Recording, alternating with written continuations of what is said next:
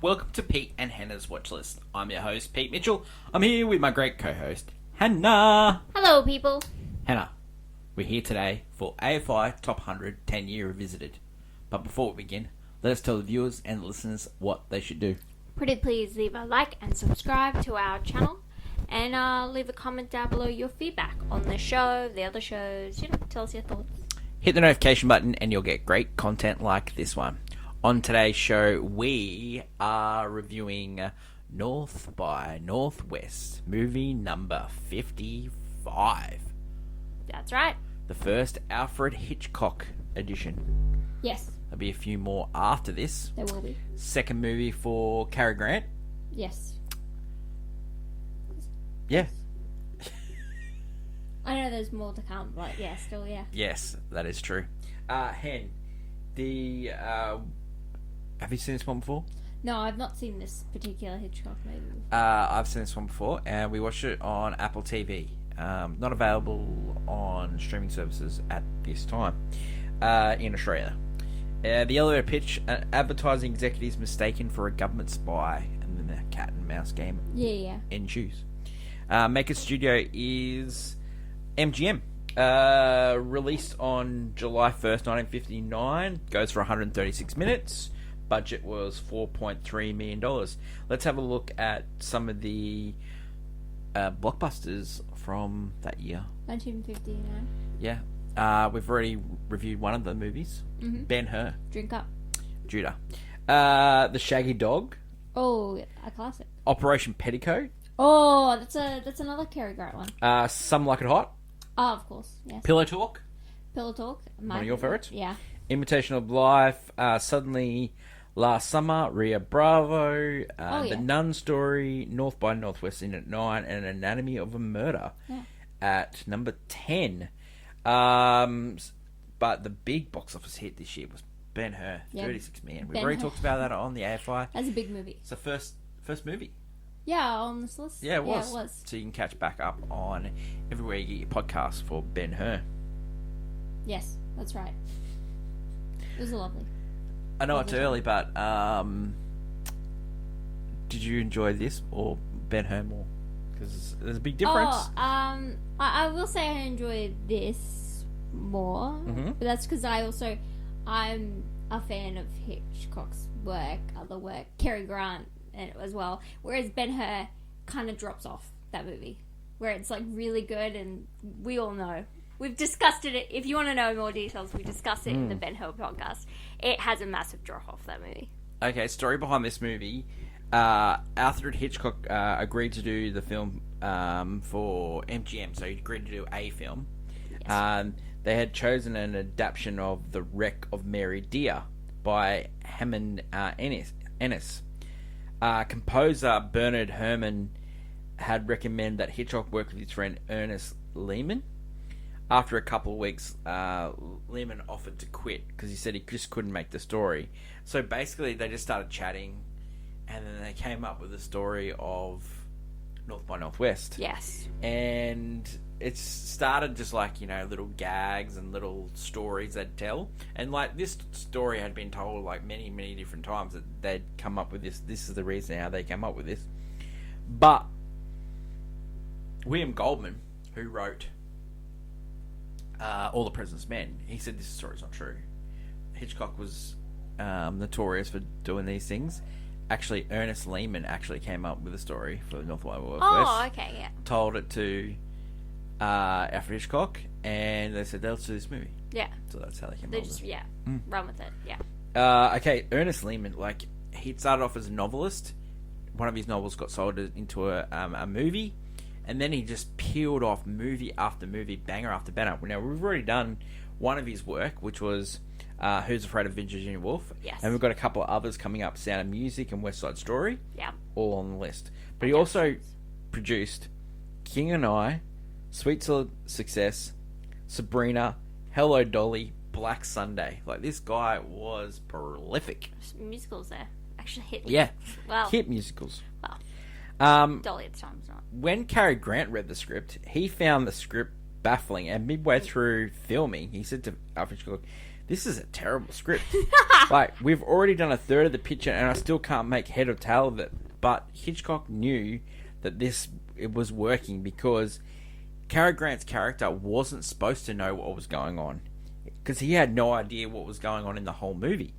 And makes sense. so Cary Grant thought this movie would be a flop, turned up to the premiere, and everyone loved it. And he goes, "Oh, well, I was wrong." This was a notorious, terrible production. They had to delay filming for a long time and actually put Cary Grant into penalty, which means he was signed on to make this movie in so many days, and every day that they went over, he was paid $5,000. He ended up getting paid like an extra $315,000 from making this movie. Whoa! He also got paid the money for the movie, and he also got a percentage of the profit. So he actually made out like a bandit on this movie. Yeah. He was quite reluctant to do this movie because Cary Grant was 55 when they when he made this movie, and it was supposed to be a younger character, so he was a bit reluctant. The original person that they sort of wanted to do the movie was Jimmy Stewart, but then he was making Vertigo at the time. I mean, they were working on the script, and then Hitchcock thought, I need to get out of telling Jimmy Stewart that he's not perfect for this, because originally they were going to not do an advertising executive, it was just going to be a Joe Schmo. Yeah. But then they turned into an advertising executive, and they thought, no, Cary Grant's perfect for this. Oh, and so then he didn't want to tell Jimmy Stewart, because he wanted to work with Jimmy Stewart again. This is not the right role for you. You should go for something else. But then Jimmy Stewart got offered an Anatomy of a Murder, and he chose that one over this movie. And Hitchcock got out of telling him that. Have to tell him because that would have been scary for him. Yeah.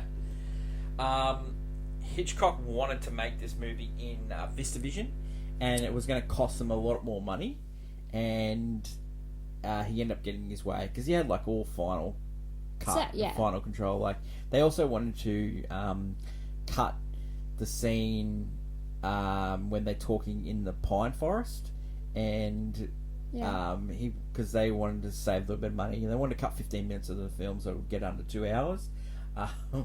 That's what the Hitchcock way. No.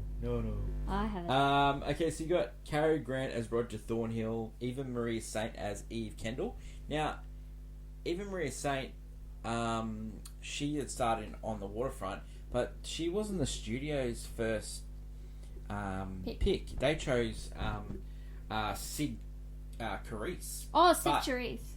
But Hitchcock said no. Eve's the right one. Yeah, I guess they wanted to go for the name, I guess. So she was On the Waterfront. Cary Grant had we've already discussed Cary Grant on this podcast before. We bring out Baby. He also worked with Alfred Hitchcock with To Catch a Thief before this as well. James Mason, he had starred in The Leader and love him. And A Star Is Born before this movie had come out. Arguably the best adaptation of The Star Is Born. Jessie Roy Landis was in this movie as Cary Grant's mother, Roger Thornhill's mother, but she's only 7 years older than Cary Grant. In real life, yeah, that made sense. She also plays Cary Grant's mother-in-law in To Catch a Thief as well. Oh, that she does. Yeah. Thoughts on Alfred Hitchcock? Like, what a legend. Yeah, he's like a star. Yeah. He is what I guess directors like that big name everyone talks about, and a lot of directors always go back to Hitchcock in a little weird nudge of a way. Like he was a big shot. He was a big shot. He owned a part of Hollywood that he wanted. 100%. It's really strange. We won't go into big detail in Hitchcock and his life and how he made films. Because we're going to do a lot of his films in this list, so we'll go into more Hitchcock later on, I guess. Later on, yeah. Reaction to this film at the time. Box office made $9 million, which was quite successful. Top 10 list. Critics, the Time called the movie true. Smoothly trolled and thoroughly entertaining. Wheeler of the New York Times called it his critics' pick, and it was the year's most scenic, intriguing, and merriest chase. He also complimented the two leads, Cary Grant and Maria Saint. Yeah. Awards nominated for the Academy Awards: editing, screenplay, art direction. I will say, I'm very surprised that Ernest Lehman never won an Academy Award for best screenplay. Yeah. He had been nominated 6 times. This was one of them, and he ended up getting an Oscar in 2001. A lot of the information that I got from Lehman was from the LA Times. Yeah. They wrote a great obituary, had great quotes from Eva Marie Saint, Martin Landau, Yeah. also Leonard Maltin, who was a famous critic, and he said that Lehman could produce a brilliant script. He would be remembered for any one of those movies if it would just be one of those movies, but he had so many hits and he's remembered. So he got given an Oscar in 2001 for all his work. Yeah, no, He was the president of the Screenwriting Guild and all that stuff like that. So yeah, what a life, and I'm very surprised he never won an Academy Award. Hitchcock was nominated for this as well. That year, let's have a look at that year, Hen. That's the year of Ben-Hur, so... It was the year of Ben-Hur, Hen. So 32nd Oscars. A little bit sweet. So actor Charlton Heston. So no... Cary Grant. No Cary Grant. Okay. Yeah, I will say that this movie, it's Hitchcock thriller, so I wouldn't say it's, would be acting-wise. Eva Marie Saint, Simone Signet for Room at the Top, Doris Day for Pillow Talk, Audrey Hepburn for The Nun Story, Katharine Hepburn for Suddenly Last Summer, and Elizabeth Taylor for Suddenly Last Summer. No love for any of the categories for... I think I could probably see a really screenplay. But it got beat out by Pillow Talk, didn't it? It did.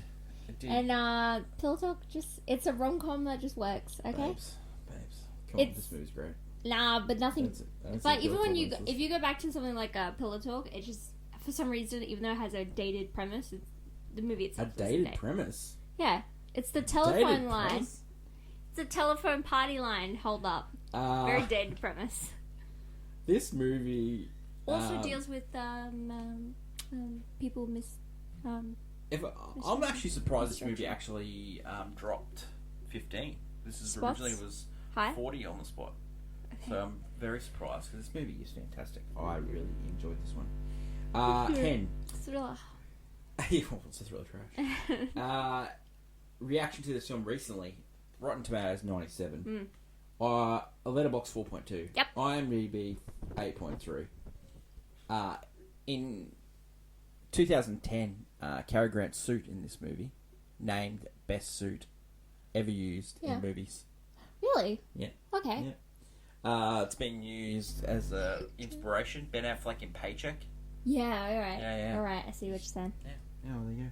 I see what you're saying. Simpsons and Family Guy used... have used the plane thing? Yeah. They also used the Mount Rushmore bit as well. I think it was the episode with Homer and Mel Gibson. You're talking about when he does Mrs. Smith 2? Yeah, love it. Yeah. Every Thursday on... our show Movie News, we do a Hottie Hot Take, and this week's Hottie Hot Take was naming the best movies, the best TV shows of all time, and we couldn't believe that Simpsons and West Wing hadn't made the list. So, Hen, your hot take for this week? That Hitchcock is the master of trapeze when it comes to the line of, is it a B-rated thriller trash movie, or is it high class, dramatic flair? Unbelievable. So his movies always are on that line. Some of them are way more dramatic, like Catch a Thief is good. Yeah, Rear Window probably goes on a little bit dramatic side. Psycho's on the probably high class side, and then The Man Who Knew Too Much is definitely way on the a little bit. So I think it's really great that we have someone like that, but the problem is he was the reason we probably get thriller trash now. Like, thriller is not respected at all as a genre because people just try to ape what he did. So they make these like really twisted and outrageous plots, and actors are doing really weird performances, and then movies and thrillers haven't really been on a pedestal like how they used to be. Like, there's some class to this one, even though it goes places and it's quite absurd at times. But yeah, we've never had high class thriller unless you go really dark thriller. Well, I think that Hitchcock's had his perfect pair with Cary Grant. They just work so well together, and I think the humour with the thriller trash elements just works for me so good. And like the slapstick humour that Cary Grant brings, it just I just love it. Every movie that they do together is just brilliant. It's just Cary Grant, like, underrated actor. Like, he can bring it. Like, he's totally underrated. Should have got more recognition at the time. Could do anything, you know, like he could play the action star, he could play the romantic lead, he could play the comedian. I think my hot take is there's never been a better director actor pairing. No, I think like a lot of people say De Niro and Scorsese, but for me, no. For me, Grant and Hitchcock are just perfect. Yeah. They smooth out each other's rough edges. Yeah, because if you're having an actor be too serious in the role, that movie then goes into what I'm talking about, where it goes into that B-rated horror thriller. It's trash. Yeah. Oh, I think it's just he just brings it in this movie. Just love it. Okay, let's get on to Pete and Hannah's review. And first off is scene breakdown. So we get the opening credits and we get to see Alfred Hitchcock. He plays himself. He's in nearly all of his misses the bus. Sometimes he makes it, sometimes not.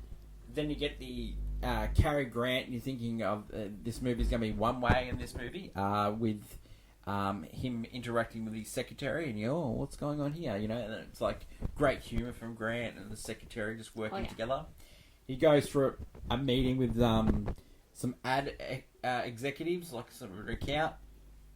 He's trying to get a message to his mum, who he's supposed to see a play with, and like just some of the lines in this, like, you know, how he's saying, think thin, Thornhill. Think thin. You know. Just I'm feeling fat. Yeah. So tomorrow I'll think thin. 100%. Just brilliant. I just enjoyed that stuff. You know. Oh, that's. So he puts his hand up for the bellboy, who is actually calling out for a guy called Kaplan, and then so he's mistaken for Kaplan, and then he gets taken to a house, and he's like, question, you know, why aren't you're Kaplan? He goes, oh no, I'm Thornhill, you know. Oh, you're master of disguise, you know, blah blah blah. Yeah. The charade won't fool us. Yeah. And and then we get James Mason. We get James Mason as Van Damme. He has great villain sultry over the topness to him. 100%. British villain. He could have been a great Bond villain. Yeah. He could have been awesome. He plays it so well in this. Oh, yeah, he plays it so well. So he's then. Let's say they're going to finish this guy off, so they feed him a lot of bourbon, and then he gets in a car, and then he's driving, and he kicks the guy out that's driving with him, and it looks like he's going to pass away, and then you get some great drunk driving from Cary Grant. Great acting. Oh, yeah. Great. And then, he's drunk acting when the police pull him over, and, you know... It really... Grant's good at drunk acting. And then I love the next day is... He's on the phone with his mum trying to get the lawyer to come out. Yeah. And then the lawyer, who's the chief from Get Smart, he's also in Rebel... Without a Cause. He sort of tries to defend him and says, you know, these people were trying to kill him. He believes in Grant's story about the being kidnapped. No one else does. But also because His mum's throwing in the bath. Because she doesn't believe it. Yeah. And he's still hungover, so Yeah. he's just like, come on. And Well, he's like holding himself. I kind of love that. Well, he's saying, hey, mum, you help me out here. And she goes, just pay the fine. Let's just get out of here. Yeah, and also, can you just sort yourself out, my guy? We're supposed to go to the theater. I can't believe you. So the investigation starts, and no one believes Thornhill. Yeah. Everyone is sort of covering up for this. Yeah, they go back to the house, and that guy out of town. So instead of dropping it, Thornhill decides, okay, he's going to investigate Kaplan, because he's going to say Kaplan's going to tell him. Yeah. So he goes to the hotel with his mother. With his mother in tow. It's his private eye. Yeah. And the suit's smaller than him. The guy's got dandruff. All these little things. He gets into the hotel room, and it's just like, who is and then this he guy? works out that he has to go see this guy at the United Nations building. He goes there. He sort of starts talking to the guy. The guy is called Townsend. They start talking.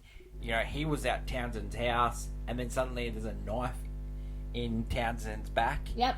And Thornhill, why does he pull the knife out? It's the holding the knife and then pulling it out, and then get getting a photograph of him holding the knife. And his face, it's on every paper. Every paper. It only works if Cary Grant is doing that. I wouldn't believe anyone else. So then we get the real intrigue is the intelligence agencies in Washington DC. They have been running Kaplan as a shell, it's not a real person.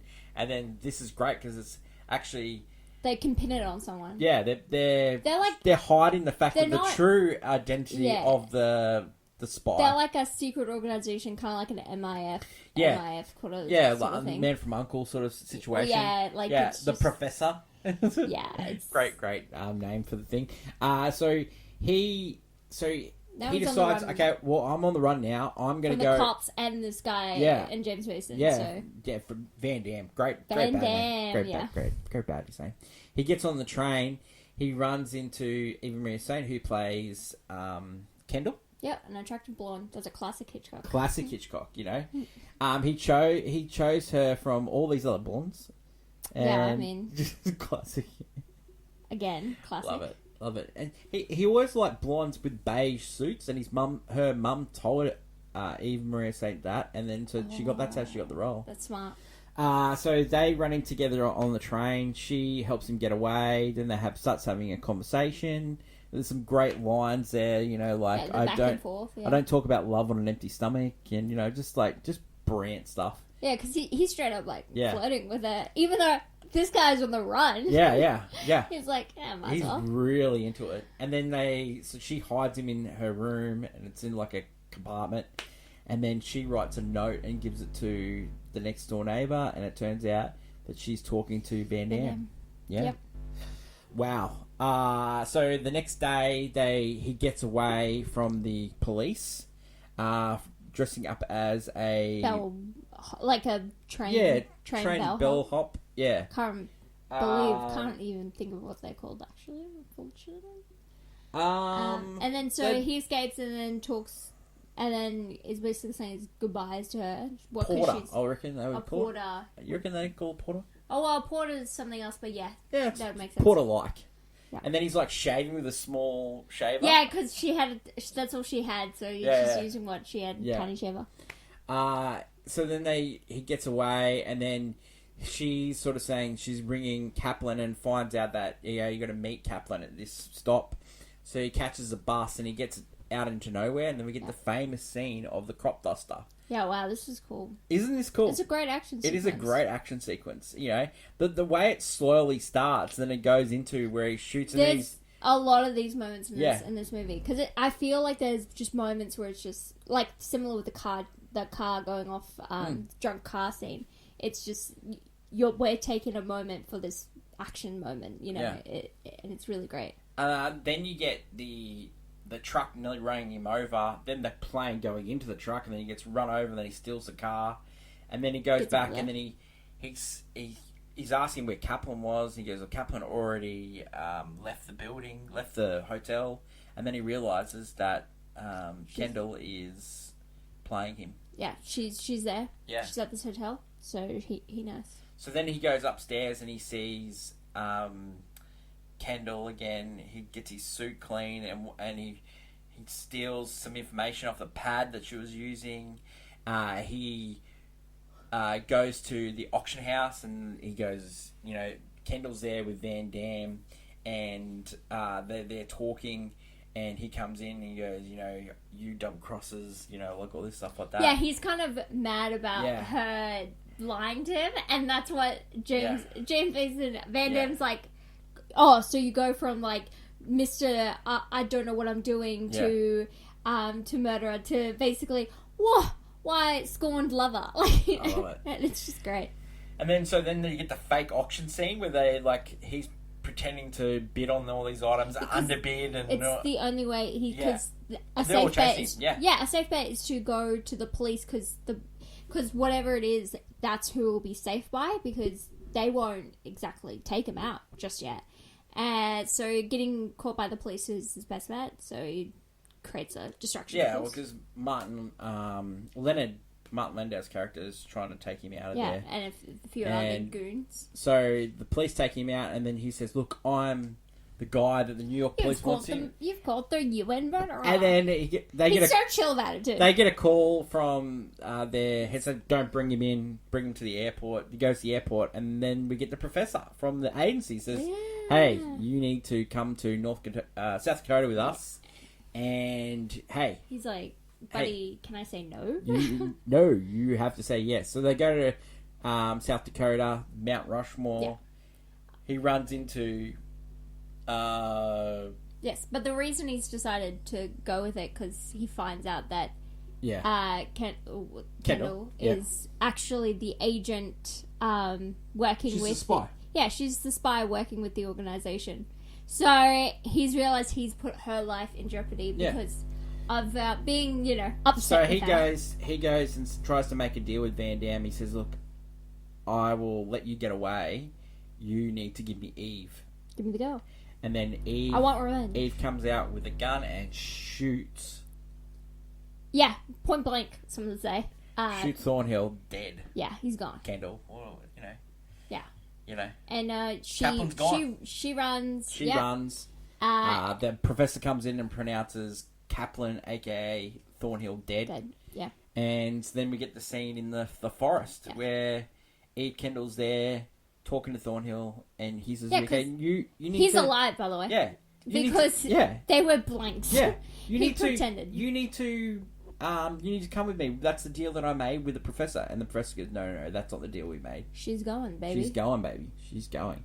So she's going with Van Damme overseas because her job's not done. So she goes, and the driver knocks out Thornhill. He wakes up in a hospital bed. Yeah. And the professor's there and goes, "Come on, let's have a drink. Here's some clothes."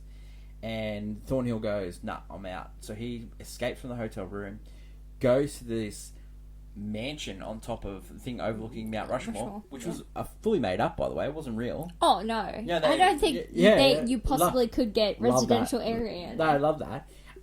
So he overhears that Martin Landau's character Leonard knows that she was faking it, and it was an old Gestapo tactic. And Eve doesn't know this, but Thornhill does, and so he writes on the back of a matchbook. Great penmanship by Cary Grant there. Of course. Ooh, good. Very clear and, very nice. Yeah. She reads it and she's like, uh-oh. The little statue they bid on in the auction, that's got the microfilm in. Yeah, that's how he's been getting all this information Van Damme has. And so the plane's coming to take them away. Yeah. And she looks like she's not going to get away. And then Thornhill comes in with a car. And then she suddenly breaks away. It was like really terrible work from Leonard. And, they weren't really holding oath. Then they go up onto Mount Rushmore trying to get away, and then they're chased by Leonard. And Leonard looks like he's going to have the death up there. Eva Marie Saint, when filming this, actually hurt her wrist. Yeah. Are you okay? That was actually real. Like, That wasn't supposed to be planned. That sucks. And so, like, Cary Grant's got a hold of Eva Marie Saint. Leonard is there. He gets Back shot. to Scar. Yeah. Yeah. James Mason has like a great line here where he says, "That's not very sporting of you to wear use real bullets." And then suddenly, Cary Grant saying, "Come along, Mrs. Thornhill," and then it goes into the train, Yeah. and then she's saying, "He's lifted it up." "Yeah, and they're in the train car. I don't want to really live that moment again." And then, but I'm such a sucker for whatever it was. I can't remember it. And then the train going into the tunnel, it's a very classic romantic sexual innuendo from Hitchcock. That's what he said. Yeah, he was big on that. Yeah, I know. And that's the end. It was like out of nowhere. Like Hitchcock didn't muck around with endings. Thrilling chase to the end. He didn't muck around with endings. Yeah, because you don't want to. No, you didn't. You don't want it the longer bite. Yeah, you just want to... James Mason got caught. It's like, okay, good. Reason to see this. Cary Grant. I just love him in this movie. Yeah, I really love this movie. Hitchcock fun. This is one of my favourite movies on the list so far. Yeah. I love this movie. Of the last 3 weeks, Rocky, Into Jaws, and North by Northwest. Love this stuff. Love it, yeah. Yeah, love it. Reason not to see? I don't know. If you can't suspend, like, thrillers, especially this one, is one of those, like, it's ridiculous. So there's ridiculous natures to it. So that's the I reckon a lot of people don't like having to suspend. I think if this was a 90-minute movie, it would have been one of the greatest thrillers of all time. There's just a lot of filler here. Yeah, but they have to pad it out with that romance. No, I want the romance. I just think that you could have cut some other stuff out of here to get to your 9 minutes. I reckon. I really do think you can. Interesting. Yeah, Hitchcock didn't like editing. No. No, he didn't. He had an idea he wants to flesh it out. He does this movie. Does this movie deserve to be on the list? Yeah. I hope so. I hope it gets kept on the future list. This movie's good. I really enjoy this. I see this all of... I think this movie's too low.